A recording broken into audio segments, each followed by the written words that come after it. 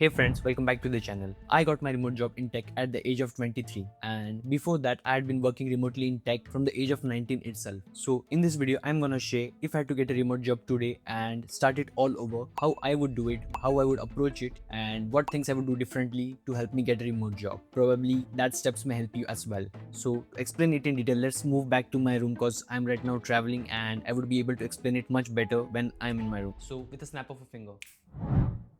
Yeah, feels good. So for getting a remote job, I have created a 3 steps framework which I would follow if I was starting out today. And the first one in the framework is becoming valuable in the market. Cause think about it. Why would someone hire you if you don't provide the value they are looking for? So the first step is being valuable by providing some kind of service which will help a business grow and they will look then to hire you for it. For this, first we'll choose a specific field and we'll explore it. Now, when starting out, I understand that it can really get overwhelming on what path to choose cause there are so many different fields in tech. Like you have web development which comprises of front end, back end, UI, UX, and in each of it you also have different tools and programming languages. Then in this subfields as well, you could get an expertise over one specific thing, like for example logo designing or Figma or so.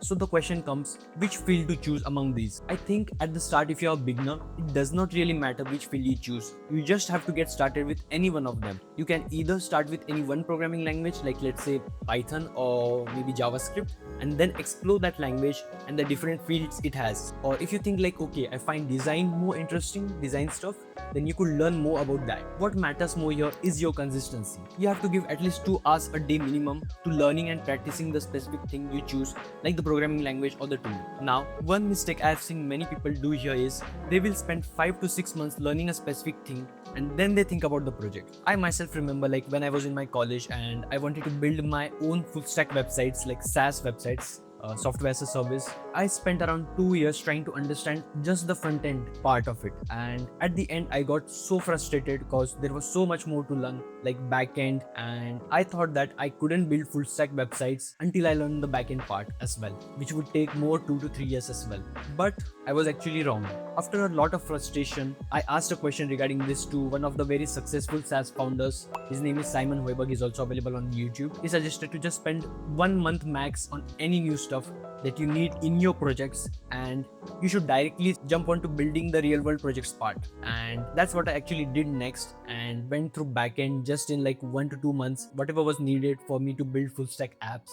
And then I built my first SaaS project called Tromodoro. It had everything from authentication to payments and more, and I got a lot of active users as well. Then I built a more complex one later, getodata.com, which has made around $2,000 to $3,000 of revenue, and more other such similar SaaS projects. And actually the process of building those SaaS projects, real world projects, was actually much more fun than the learning part. So don't spend more than 1 to 2 months exploring a specific language, and I would suggest to get to building real world projects fast, cause that's what will impress the recruiters and that's what will gain you experience as well. Now the question is, from where to learn those skills and where to look for real world project ideas. I personally learned most of my stuff from Udemy and YouTube, but yeah, now I just go on to ChatGPT and learn most of my stuff there, and also do a bit of research. Now AI has made learning about anything much more faster than it was earlier. But yeah, again, it depends on what path you want to take for learning. The important thing here is don't spend too much time again on this learning part and consider it like a game of chess again, where you understand the rules and start playing it.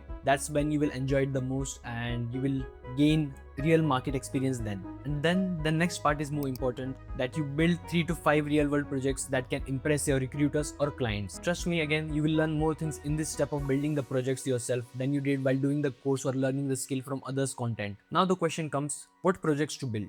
So I think there are 2 ways you can approach this. You can build something out of your own idea which you think would be useful to other people or businesses, or there is another way as well which I personally used a lot to build my first set of portfolio projects that I used to impress my clients. So in this, you can go to a freelancing platform like let's say Upwork, where clients post new projects every day. Sign up there, then search for your niche, let's say Python, and then you will have to check what type of projects clients are usually asking in this specific niche. Now there can be sub niches as well in here. Your goal should be getting an expertise over one set of projects which clients frequently ask for, and you will have to check what all things are needed to complete the projects, and many of them you may already know from your first step of learning. And for new things, you will have to learn those specific skill sets and build those projects, which you can do while building the project itself. And you will then repeat this process until you have developed at least, let's say, 3 to 5 projects yourself. yourself. Now that you have got some of the projects built, and believe it or not, you have become valuable in the market. And so we move on to the next step, which is finding opportunities and people looking for those specific skills. In this, you have to go on to places where people are looking for someone with your skills and someone who needs people like you who have the experience of building real world projects. Now these places can include job sites, freelancing platforms, events, online or offline both. Then it could be tech Twitter or LinkedIn as well. Now I wouldn't share more about these platforms cause like they are readily available everywhere with a simple search. What I would instead suggest is, now when you reach this step, we'll divide our time between building new projects and finding opportunities. Because earlier we were spending more time learning and just building projects. Now we want to look at opportunities as well. Remember, we have 2 hours every day. Out of those 2 hours, we should now spend the first hour looking for the opportunities and taking action. So in first hour, our major focus will be trying to look for people who need similar projects or skills that you have done in the first step, and then readily apply for those specific roles. Now, even if you fit like 50% of the job description or projects, you should apply for it, cause like the other 50% we can cover after we get the interview, and you shouldn't worry about it before that. Now, if you notice that majority of the job description involves more skills or complex projects, then you could note that specific skills down and practice them in your second hour. Also, if you want to do freelancing, then you can also start building your profile on freelancing platforms like Upwork, then adding details, checking out other top rated freelancers and what services they are providing, also their past projects, and you can also try sending proposals as you get time.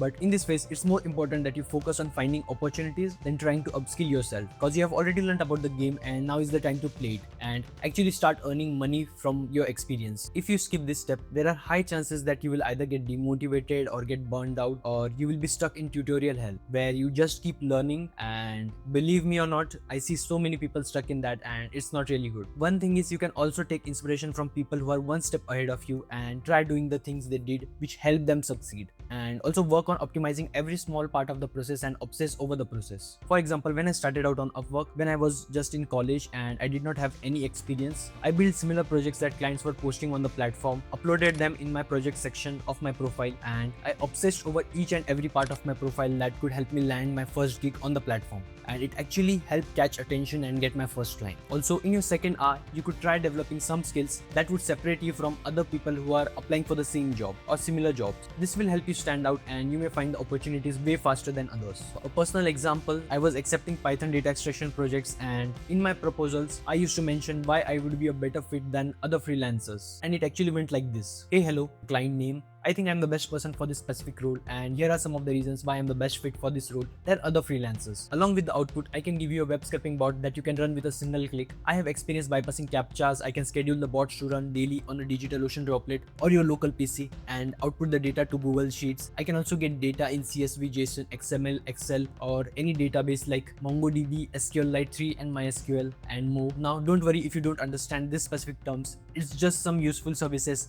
that added extra value to the clients and to make the client believe that I was the best person for that specific role. So based on your niche, you could try developing these extra skills and mention those in your proposals or when you're applying for a job. And now the third and last part of the framework, consistency and reiteration. Now to explain this, I would like to share my own story on how I failed my first freelancing project on Upwork. So I remember that it went like this. So like the first 2 steps, I first learned Python and I did a 20-hour course from Udemy. That time cause ChatGPT did not exist, and the Udemy course then had many different Python projects. And on the parallel, I was also exploring and learning about these freelancing platforms like Upwork and Fiverr. After I was done with my course and some extra web scraping projects that I did because I enjoyed the web scraping field, I thought I am ready to be a freelancer. And with that confidence, I started sending proposals on Upwork after filling out my profile. I also researched a lot about Upwork on YouTube itself. And then after sending like 20 to 25 proposals, I got a reply from a client. I was actually so happy that, okay, yeah, now I'm gonna make real money and I'm gonna build real world projects. But before giving me that main project, the client gave me a sample small project to test out my skills, and I agreed to do that sample project. It was also related to getting some data from a dynamic website like Netflix, but the thing is, when I started it with those skills, I was not able to get the data they needed. To explain it in easy words, I actually failed. Now at that point I was a bit sad, but I said sorry to my client that I will not be able to do it. And then I started looking at the reasons on why I failed, and after researching, the reason was I still lacked the skills to call myself a data extraction expert. The reason was I cannot do just the basics of Python and then do the complex projects. I would have had to learn some extra skills like Scrapy, Splash, Selenium, and more to be able to do the complex projects. And these were the Python libraries, by the way. By research, I got to know that I have to learn those skills to be able to do the complex projects. So then I spent the next month learning those specific skills, then practiced complex projects, came back to the platform, then started sending the proposals again, got another reply from the client, and fortunately I was able to complete that specific project and got a 5-star feedback on it. And that's how it all started. But yeah, the main crux of the story I want to say is things will not always go according to plan, but you will only succeed if you maintain your consistency, keep working and pivoting if needed, and if you fail, trying to understand why you failed and improving upon that and coming back again to the ring. And that's it. Hope you found this video useful and it gives you some insights on how you can approach getting a remote job. And if you like this video, I think you would love this video as well, in which I share how I would learn Python if I was starting today. So in case you are interested, you can check it out. See you in the next video. Bye bye.